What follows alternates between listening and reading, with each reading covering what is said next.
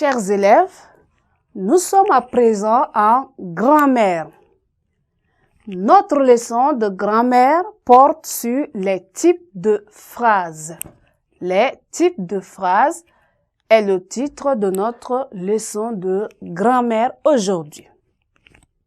Eh bien, à la fin de cette leçon, vous serez capable d'identifier les types de phrases et de les employer correctement dans les phrases. Eh bien, pour démarrer, je vous demanderai de prendre vos cahiers et stylos. La première des choses, nous allons donc donner un petit texte introductif à notre leçon pour nous permettre de bien canaliser notre travail.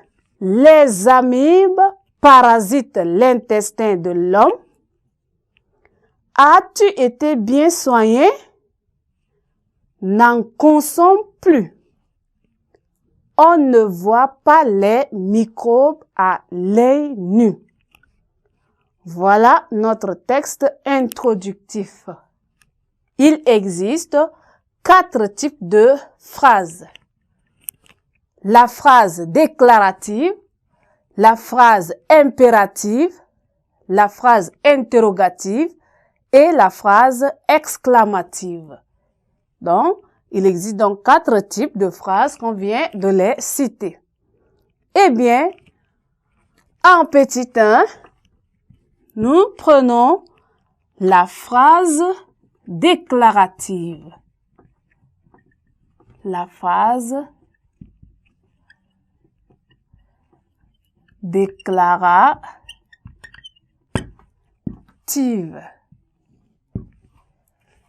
Donc, nous disons il y a 4 types de phrases. Voilà notre premier type de phrase.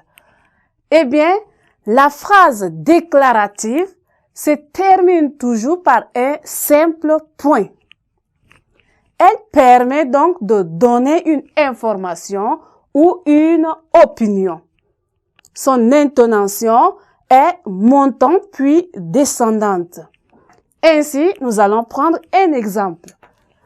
Exemple d'une phrase déclarative. Oui, exemple d'une phrase déclarative.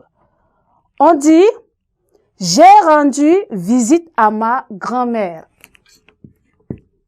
J'ai rendu visite à ma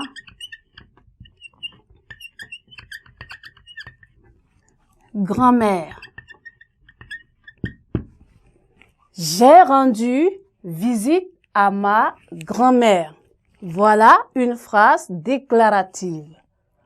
J'informe que j'ai rendu une visite à ma grand-mère.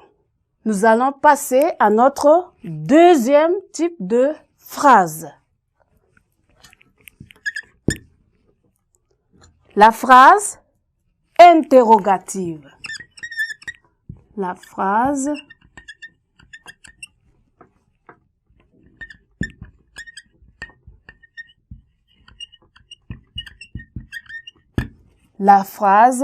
interrogative. Eh bien, la phrase, c'est quoi? La phrase interrogative. La phrase interrogative se termine toujours par un point d'interrogation. Elle sert d'abord à poser une question. Son intonation est montante. Et donc, elle se construit en plaçant le sujet après le verbe ou en commençant par « est-ce que ». Alors, prenons un exemple